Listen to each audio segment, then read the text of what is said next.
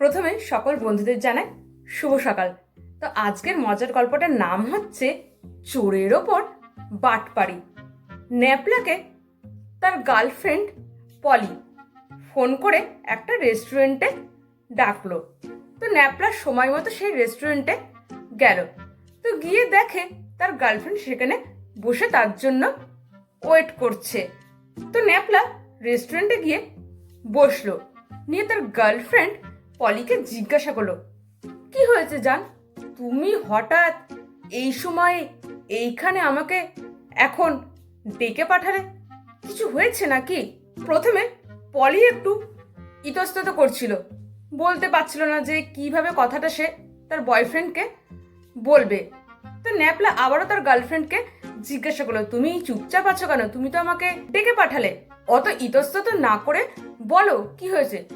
তো তখন পলি বেশ কিছুক্ষণ চুপচাপ থাকার পর তার বয়ফ্রেন্ডকে বলল, জানু, আমি তোমাকে একটা সত্যি কথা বলতে চাই, প্লিজ তুমি আমাকে ক্ষমা করে দিও, আমাকে ভুল বুঝো না।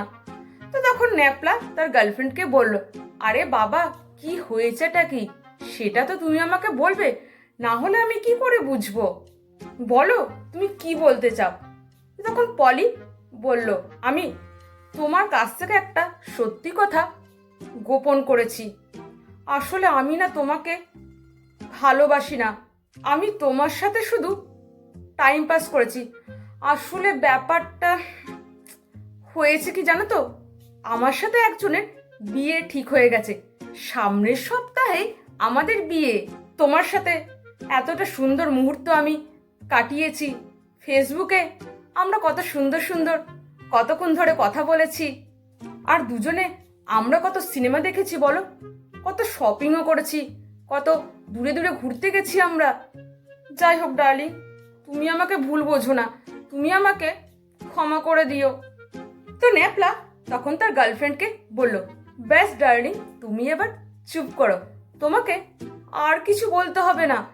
এবার তো আমি দেখছি তুমি আমাকে ইমোশনাল করেই ছাড়বে।